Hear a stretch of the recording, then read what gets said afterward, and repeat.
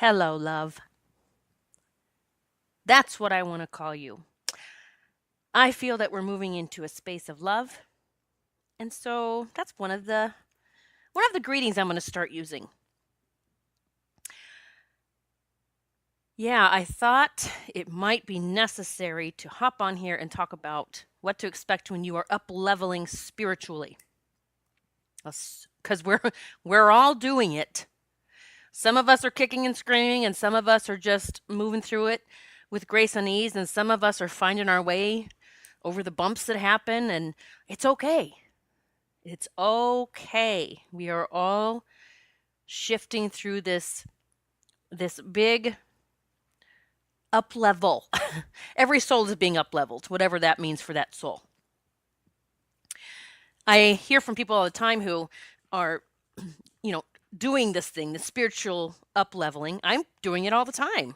We're constantly like, I hope I am. That's what we're here to do. So many people will, whether they're taking a course with me, a group course or a one-on-one mentoring, sometimes stuff happens and either it's like an emotional thing or, wait a minute, I was on this high for days and now I'm like, something's wrong. I'm in this hole and it's so funny because people always say, I thought this was going to be easy. Like I thought stepping into my spiritual self was going to make life so easy. And first of all, I don't want to scare you off from that because it is going to get easier. I promise. I promise it's going to get easier the more shit you heal. So you know me, I'm always telling universe, bring it on. What the hell else we got to heal? Let's do it. I'm not holding this shit in. Let's go. I'm done with the past, like all that. And if you listen to my podcast just yesterday, which was, I think the title was one of the best manifesting phrases ever. So some people use manifesting phrases like, I am wealthy, I attract money all the time, I attract money in magical ways, and I love all of those. But I realized spending that time in meditation with God yesterday on the river behind my house for 90 minutes.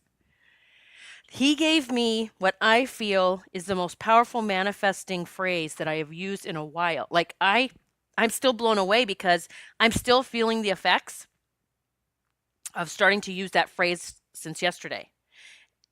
And when I talk about the effects, I mean, I don't hurt anywhere. I'm crystal clear. I'm full of joy. I'm smiling. And it's not so he gave me the phrase, I release any and all unhealthy attachments in my life. He said, like, that's all you need to say. Because vibrationally, when you say that and you mean it, you don't have to know what they all are. You just have to mean it that you're ready to release those.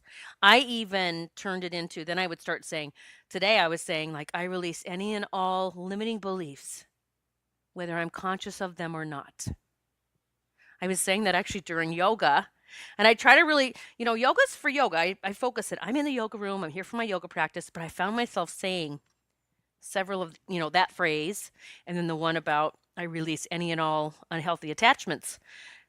My practice today was stellar. I mean, I had stamina. I felt powerful. I had an even breath because, in hot yoga, sometimes you start breathing heavy. And oftentimes I would because I was so damn hot. So today was stellar.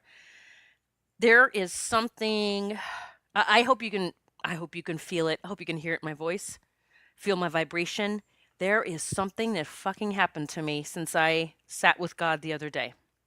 I said yesterday was when I posted the podcast, but I was with him 2 days ago at the riverbank.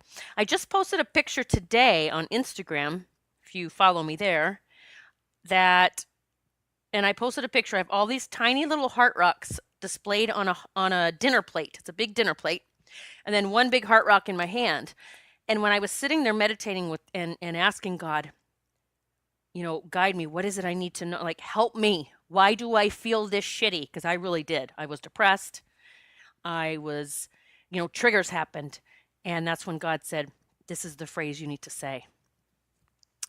See, and I love that. It wasn't like I wasn't saying, God, heal me, take this away. I mean, I could have asked for that. I've done it before. But I said, show me the way. Why is this happening? And show me the way out of this. And that's what healing your own self, capital SELF, is all about. God, show me the way. It's not just show me the way. I'm going to follow this light and it's all bliss. Show me the way to my healing, God. That's what I need. I'm here to heal.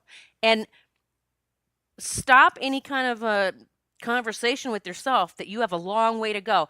I just started, my Healing with the Angels and Masters course, and one of the beautiful souls, she is just pure light. We got on and introduced ourselves. I said, tell me your name, where you're from, what you're doing here, why you wanted to do this, why you want this course. We just want to profess the universe like, here, I'm showing up.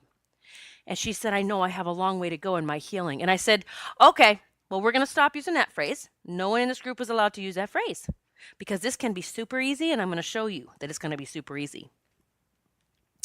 So when we ask God, show me the way, it doesn't mean, I know so many people that don't want to do that because they think they have all this baggage that's going to come up and they won't be able to handle it.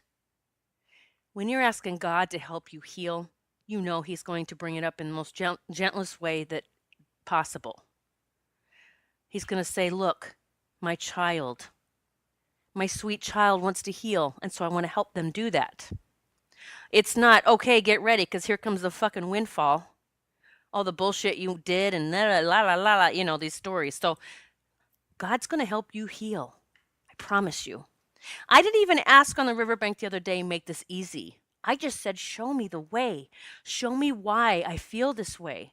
Why have I gone back to this old emotion, this old thing, this old thoughts that I thought I had let go of? And yes, these are thoughts about myself and Michael, and things have, some things have transpired, nothing major, but it doesn't have to be major for a trigger to come up. It can be one simple little thing, and then we start getting in that old habit. And I'm going to say this. So when we are spiritually upleveling, what this podcast is about, number one, we are going through our own shift. We all know that. Let's own that. We're going through our own shift. How dare we not allow our partners to go through their own shift? That is pretty fucking egotistical, right? I mean, I get it, because I fall there sometimes. Like, oh, well, I'm becoming this spiritual being, and who the fuck are you? Like, are you, like, I'm here to fix you or guide you? No, you're not. You're just here to heal yourself because the people around you will begin healing. And we are here to be the best version of ourselves. And I'm going to throw this out there because a lot of you might not like this. What if your partner's best version of them is to not be with you?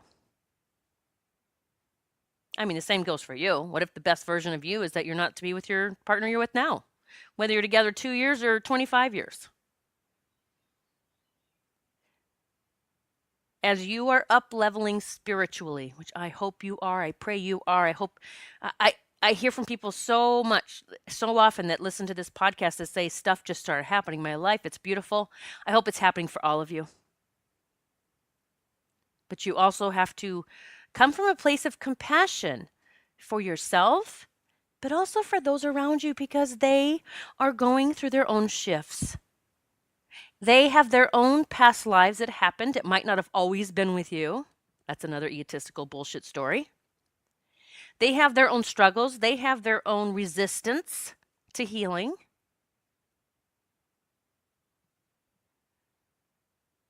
When I asked God the other day, what do I do? Help me. How do I heal this? And He gave me that phrase. I release any and all unhealthy attachments in my life. Now, that meant any unhealthy attachments. I don't want unhealthy attachments with Michael, because that's not going to be good for our relationship, period, whether we were together or not. But when I started saying that phrase, I said it twice, and I already felt different, lighter. like something was lifting from me. Now, again, we're using these phrases, and it's taking stuff off of us that's even buried subconsciously, right, in our cellular memory. So then I decided to amp it up. So I started tapping into different tapping points and saying it. And I felt joy come into my soul within moments. It wasn't even like seconds. I was like, oh my God, I'm back. I'm back. That's all it took. Like, I didn't have to go, we need to schedule a meeting. We need to talk. We need to see what the hell's going on between us. No, it was my bullshit story. And when I healed my bullshit story by just saying I release any and all unhealthy attachments, that shifted him vibrationally. He came home that night later, and we were back to where we were before the trigger happened. A beautiful space. Here's another thing I want to point out. I know I get on these and I ramble. I know. Thank you for listening. Because as I'm talking, I'm like, wait, they need to know about this too. And I always say, take what resonates with you and leave what doesn't. It doesn't matter to me. I don't care. I'm sharing my story.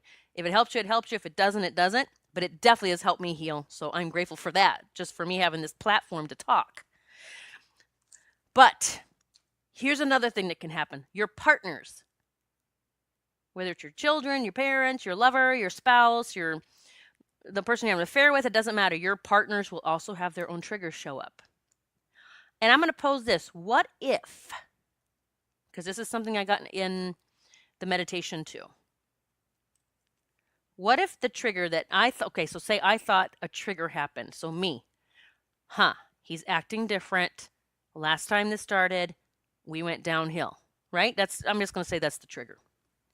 He's pulling away. Things seem weird, whatever. I think we've all been there. What if he had a trigger was like, so I'm getting ready to turn 50. I know you can't believe it because I look like I'm in my 20s. No, I'm kidding. Just a joke, people. But yeah, 50 in July. July 24th, I'm a Leo. So July 24th, I turned 50. I do not feel 50. Hallelujah. I do not. I feel like a spring chicken. But what if, in this meditation, it's like I got this idea of what if in a past life, because Michael and I have been together many times, what if something happened to me at about the time I turned 50? I'm going to pose that as a, isn't that interesting? I'm going to let you think about that. So when I received that message, and I don't have to know what that is. I don't have to go, well, I need to know what it is. I got to make sense of this. I said, oh my God, thank you, God. Because once again, it's all about me. He's triggering me. Well, what if this birthday coming up was enough to trigger him? For real. I got to tell you about a woman, just because this is going to put this all into perspective before I sign off here. I saw this woman for past life regression. Well, that's what she wanted. I saw her for readings, several readings before she decided I want to do past life regression. And we attempted it. The first time we did it, excuse me, I take you to this space. I get you very relaxed. You're not hypnotized. You're just super relaxed. So you can go into a space that we're going to be in this enchanted garden where you're going to meet Archangel Michael. He always goes with you because he's always been with you. I always have him go with you. And then you go through this beautiful golden gate into the past life, whatever it is that you need to witness. And we tried multiple times. And every time we would get into that garden area, and you're there for several minutes, and then I guide you towards that golden gate, and her jaw would lock up. Okay, lock up. She could not move her jaw, and she was actually in pain. So I was like working. So I would do some energy work with her, and we would heal it. It would just take under a minute, and it was gone. And I don't want that to scare you from ever doing past life regression with someone who's trained in it. It is so healing. So we tried a couple of times, and I said, you know what? Why don't you go read? I gave her a couple of books to read. One of them was Miracles Happen by Brian Weiss. I said, go read that, because it's a book about people who did past life regression, and they actually healed things like physically and emotionally. And I said, why don't we get your soul ready for this? Because I said, I'm going to tell you, girl, I have no doubt whatever it is that you're going back to see, it's just the fear of it. And you've already been through it. You're not going through it again. But something happened to where your ego thinks it's protecting you by we're not going there, which is actually not protecting you. We need to go do that healing work. So she went and read the book. And she reached out and she said, Julia, I have to do this past life regression. I have to get through this because I'm turning 60. I think it was 60. Yeah. I'm turning 60 next month. And I keep seeing myself die. Like I'm going to die before I'm 60. I've seen it in a dream. I know I'm going to die before I'm 60. And I said, oh, okay, well, we're getting through this past life regression this time because I have no doubt that's what's happening. So this time it worked. And maybe it was reading the book and just getting her ready. But this time it worked. I mean, Brian Weiss, it took him 3 years to be regressed himself. So I have one person out of the hundreds and hundreds I've worked with that has not been able to go back to a past life. And he's just like, honest. He's like, I don't know, maybe I just don't, just whatever. We're going to try other thing. It pisses him off actually, because he really wants to see it. So she came back, this client of mine, and we began the past life regression, and she got on the other side of the gate. She got to the past life, and we put out to the universe. I usually say, let's put out whatever's going to help me the most today with healing and moving forward in my life. I say, let's usually pose that. But I told her you can have specific intentions. I mean, I've gone into past life regression and said, I want to know what the deal is between Michael and I. Why do I feel like I have to save him? Well, I saw several past lives where I was always trying to save him. So we went in with this intention with her past life regression that whatever she needed to see or experience that had this fear of dying before she's 60, like by the time she's 60. So we did the past life regression, and she was a monk. And it was so, I swear, she's this petite woman. She has a short, like, it was, she's feminine looking, but she had a short, like, male looking haircut. I don't know, explain it. That sounds bad, but it's not. I don't mean it in a bad way. But when she started describing it, I'm like, woman, you kind of look like a monk. Like now that you're going there, but she was a monk. And by the way, you don't always look like the person you're going back to witness. But she was a monk, and I can't remember all of the details now that I'm talking about it, but it did end up that she was bashed in the head, about in the jaw area, and it killed her. I can't remember if someone killed her or if she was in an accident, if something hit her in the face on accident. I honestly can't recall. That explained the jaw pain. Remember the jaw that would lock up before she would get to that past life? That would explain that. She died as a monk right before her 60th birthday, like days before. She never had that dream again. And I don't know if she ever had the jaw lock up. Like it had never happened until we tried to go back to that lifetime and experience it. So she never had that dream again. She had a birthday. That was probably 7-8 years ago. I still know she's around the area because I see her name pop up on Facebook. So that is the power of past lives. And that's the things that can come up as we are up-leveling spiritually, whatever it takes, whatever we need to do. I'm even thinking about connecting with my mentor again because I feel like, I don't even know why, I feel like I'm supposed to connect with her and do a past life regression and see one more. I've seen like 14. But I really get it. There's going to be some kind of message. I go so much like deeper into it. I get more out of it when I do it with her than when I do it on my own. So whatever it takes as you're up-leveling spiritually, you just jump in and you do it. If you ever want to do past life regression, I can help you with that. We do it, long distance like this. And everyone that I've connected with online gets to the one or several past lives. But that's not what not everyone needs to do that. I'm just saying that's one possibility or one option. But keep in mind, as you're up leveling, use the phrase like, God, show me through your eyes. What is this about? Show me through your eyes, God. What is it that I need? That might not mean, you might not get a phrase like I got. You might not all of a sudden get a picture in your head, but God might send you a message or the answer in the next day or two that solves everything, that gives you the answer you need. Okay? Don't get frustrated because it doesn't come at that moment. Sometimes I find things out a day or two later or a week later or a month later. It's okay. So God, show me through your eyes what this is about as you're up leveling and things happen and triggers happen and bodies start hurting or don't hurt or you're tired or you're not. Like, don't put stories with it. What's happening? Say, God, show me what this is. Instead of saying, see, this is how I healed myself from Lyme disease too. I stopped going, oh God, I'm tired. My hands are shaking. Like, this is my Lyme. It's come back. I never, ever said that again. I said, God, show me what this is about.